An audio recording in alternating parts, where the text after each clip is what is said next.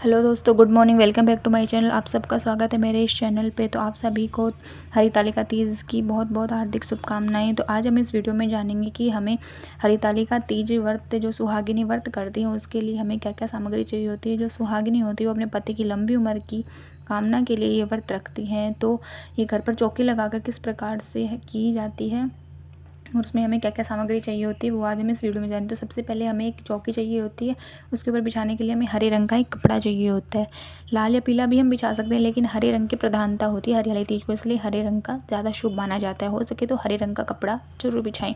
उसके बाद हमें एक शिव पार्वती की जो परिवार की फ़ोटो होती है वो हमें लेनी होती है। उसके अलावा हमें शिव पार्वती जी और गौरा माता का जो मिट्टी के पार्थिव रूप में बनाने होते हैं, मिट्टी के में ज़्यादा आकार देने की ज़रूरत नहीं, हमारे पास सिंपल तरीके से बना सकते हैं। इसके अलावा हमें एक थाली लेनी होती है। उसमें एक लोटा जल, कच्चा दूध, पंचामृत, रोली, मूंगफली, चंदन, एक दीपक, 2 जनेऊ, एक गणेश जी के लिए, एक शिव भगवान के लिए। इसके अलावा हमें वस्त्र रूपी हमें कलावा लेना होता है, धूप लेना होता है।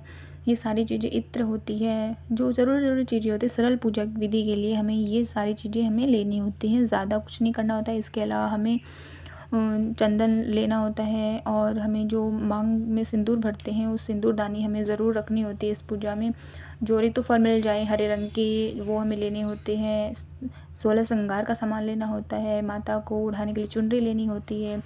लाल हरे रंग के पुष्प लेने होते हैं, सफ़ेद पुष्प भगवान शिव के लिए। इसके अलावा हमें भिगे हुए चने लेने होते हैं, एक फीस या फिर कोई साड़ी अगर हम रख रहे हैं, और या फिर हम कोई भी रुमाल रख रहे हैं तो वो जो हमें मिनसकर सास या फिर ननद को देना होता है। तो इस प्रकार हम अगर रख रहे हैं तो वो भी हम रख सकते हैं, लाल या हरे रंग की रख सकते हैं। तो इस प्रकार हमें एक फ़िश रखनी होती है। तो ये सब सारी चीज़ें हैं जो नॉर्मल जो हमारे घर में हमें उपलब्ध हो जाती हैं। तो ये सारी चीज़ें हमें रखनी है। इस प्रकार से हमें सारी चीज़ें रख कर हमें माता की पूजा करनी होती है।